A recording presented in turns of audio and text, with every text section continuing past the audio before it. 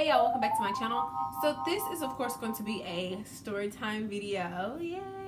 Alright, so I'm going to try to not make this story so long, but I swear it's like so many details in this story. Like I don't even know, this might just be a part 2. Like it might be like 2 parts, 3 parts, but I don't know. Let's get straight into it. So basically this is going to be about this girl that was my best friend and how we fell out and just the evolution of all that. Would evolution be the right word? But anyways, let's get straight into it. So anyways, I had a friend and me and her were super cool. We went to middle school together and we were kind of cool in middle school. We lost touch, you know, that type of thing. You have a little kid as a friend, like your little kids, you have a best friend, and then you kind of lose touch and then you meet them like somewhere on in the life, you know, whatever. So that was middle school, y'all. Now we hadn't graduated high school. We were like grown practically, and we kind of ran back into each other. And the way we did is because I used to do hair, like sew-ins, quick wigs, and everything like that. So the girl ends up reaching out to me, and she's like, "Hey, yeah, I need my hair done for my birthday. Could you do me like a quick wig?" I'm like, "Yeah, sure."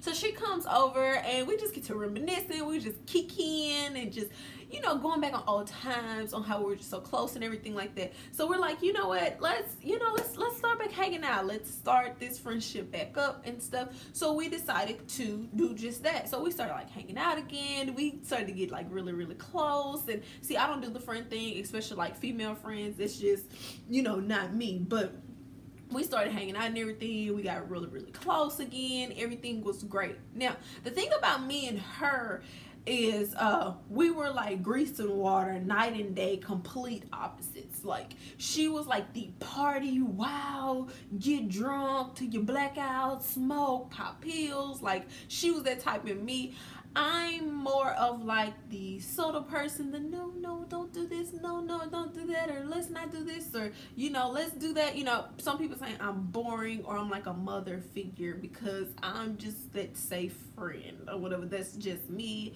I don't smoke, I don't drink, I don't party. So I'm just kind of like, I'll be y'all DD, okay? Wherever y'all want to go, I'm the DD. You know, I'm pulling up, I'm helping the drunk friend, I'm helping you, you know, I'm nursing you, taking care of you and things like that. I'm telling you right from wrong, that's me. You know, some people don't really want to bring me along if they're trying to have a real good time because I'm making sure everybody is safe and in their place. That's just me, okay? I've always been like that. So anyways, I was like that with her or whatever. She always would get into things with like guys, and she's the type of person, she just like guys just dog her out and stuff like that and like hit on her, and she would like get him money and stuff, and they just used to treat her so bad and stuff like that.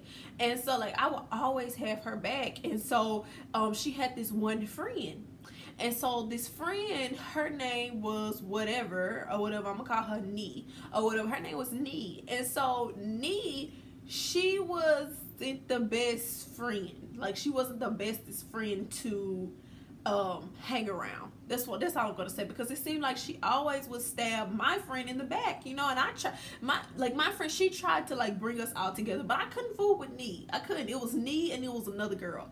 I couldn't fool with them because they was just so wild or whatever. When she liked them, she took to them more because I wasn't like them, you know. I wasn't wild, so she's like, oh, I can go party with them and drink and smoke and do all this with them. But like they weren't her true friends because she was always getting wrapped up in something with them. She always getting in fights with them. Like they would leave her if she would like get drunk or get into something. They would leave her here, they would leave her there. It was just, they were never there for her. And I always try to tell her like, these are not your friends, okay? Like look at what they're doing to you. And every time I would come to her rescue, I'm fighting girls for her, I'm telling people off, like I'm doing all kind of stuff, okay, for her. Like I'm going to bed for her, and she still won't understand that these are not your friends.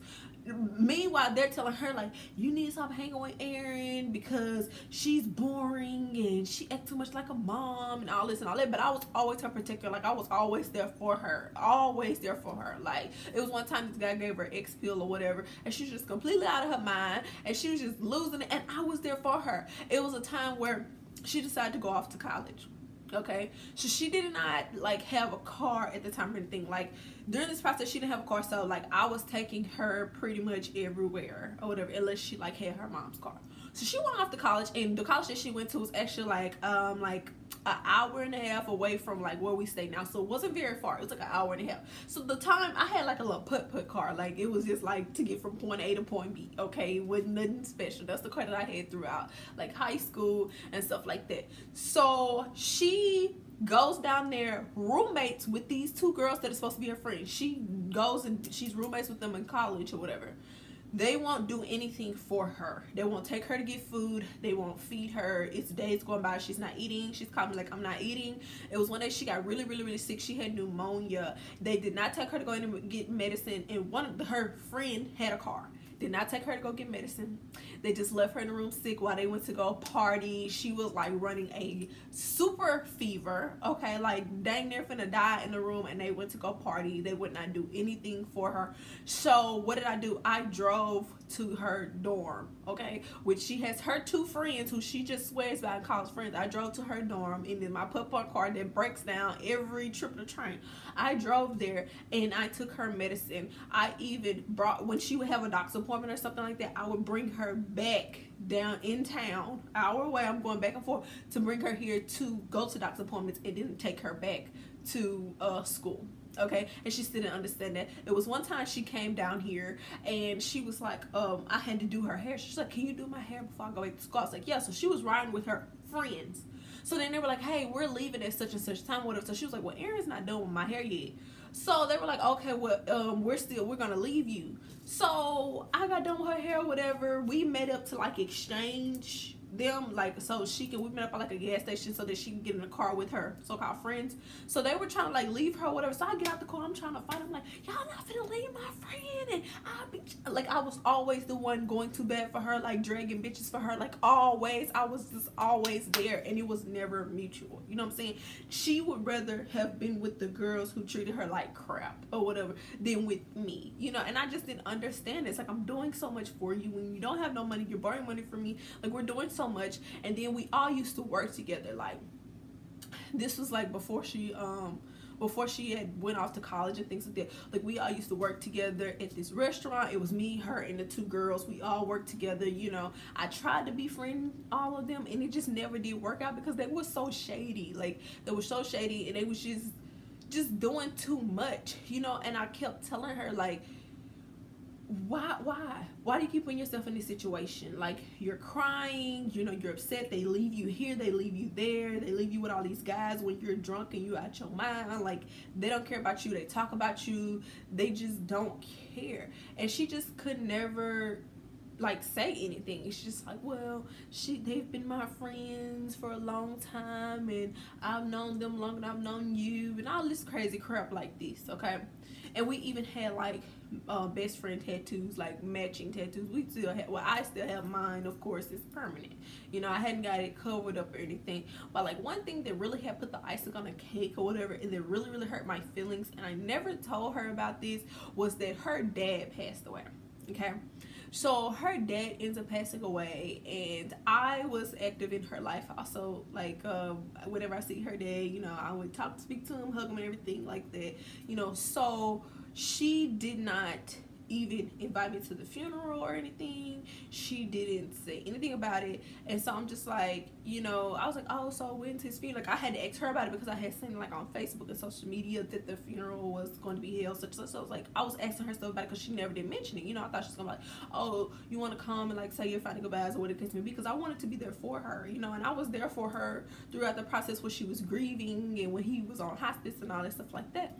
And so she was just like, oh yeah, it's at this time and this time or whatever. So I'm okay. She's like, well, such and such and such says they're coming. You know, she invited them, but she didn't invite me. But I'm the one that is out here going the bat for you. I'm doing everything for you. Like, every time you get in some sort of situation, I'm there. Like, I'm there. And it was just never the same thing. And I guess I just got tired of like giving so much and getting nothing back in return. And it's like, I don't know. Have y'all ever been in a situation like that where it's like you've been best friends with somebody and you just do so much for them and they just don't understand? You know, they just don't understand. Then they go and they try to like dog you out. But it's like, I was there for you. none of these hoes were there for you. Never. They left you for dead plenty times. They've left you to get beat up. They've drug you through the mud. Like, they don't care about you. They don't care. One time they like got into something about, they all got into a fight in a dorm room or whatever, and the girls just let her get beat up by some more girls and stuff. Like, it was just terrible. And I'm like, and these are the people who you want to be friends with. These are the people that you chose to hang with, but you don't want to hang with Erin because I'm too much of a mother figure and I don't want to have fun and things like that. And your so-called friends don't want you to hang with me. Like, I just don't get it. But like when she didn't have a car, her friends didn't have a car, like we all would ride together and do things together. But as soon as she got a car or whatever, it was like, okay, bye-bye Erin. You know, but I've been here since day one, you know.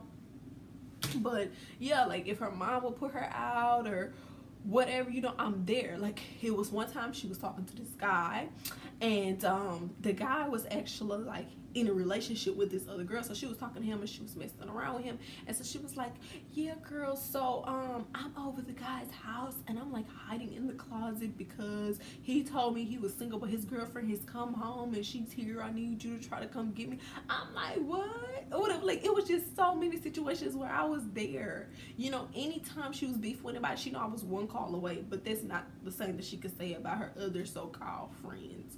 So anyways, y'all, that's pretty much it. You know, I was really hurt by the situation of being that we did get tattoos, you know, and everything. That's a big deal. Like, I don't care what anybody say, that's a really, really big deal. We got tattoos, we did other things together. So it really did hurt me when we separated because I had a lot of love for her and we was just like stuck like glue. But I just couldn't get past that. It's like, I'm trying to better you as a person and you're not even trying to better you. I'm doing everything for you and you're not doing anything for me. You know, I'm doing my part as a friend, but you're not doing your part. You know, and I just didn't feel like it was fair anymore. So I was like, you know, I'm done with this. Like, I had to walk away from this friendship because it was draining. It got to a point where it was just like emotionally and like physically, everything. It was just draining and I just couldn't do it. It was like, like I said, just giving so much and I couldn't. So eventually I stopped talking to her and we just parted ways. And I have not spoken to her in about it's been 4 years. I have not spoken to her. I seen her about a year and a half ago, almost 2 years ago. I seen her. Was this last year? No, it's been almost 2 years I seen her. And crazy part about it is, this is how I seen her, okay? I was driving. So I'm at a four-way intersection. So on the other side of the street, there's a gas station there or whatever. The gas station is connected to like a McDonald's. It's like one place. So I seen her running after her car. There was like this guy driving her car or whatever, and he was like had the wheel and kind of looking back at her, and she was like appearing to be like sobbing and crying, and she was running after her car. It's like he like pulled out in the street or whatever, and so she was on the sidewalk like running beside the car, you know. So I was just like, okay. So when I did the intersection, I like kind of about swerved, like I was like going the other way. So I like swerved and like I'm driving like on the side of her or whatever. I kind of look over. She didn't notice it was me or anything. I kind of looked over like, that's her or whatever. Like I had seen a song. So child, mind your business or whatever. And that's just why I done minded my business and I zoomed right off. That ain't got nothing to do with me. No, I'm not getting in that, whatever. You know, I did enough of that. You got me in enough stuff. Police caught on y'all, kind of charges, all that stuff like that. We was friends, baby. Let me go on by my business. I'm gonna let y'all do y'all, and I'm gonna let y'all handle it. Whatever you trying to handle and whatever you trying to go through, or whatever you going through. So anyway, y'all, that's pretty much it about this crazy situation. Let me know what y'all think about this. Let me know if y'all have friends, or has had friends like this, or have been in this type of situation or whatever. Have you ever been backstabbed by a friend?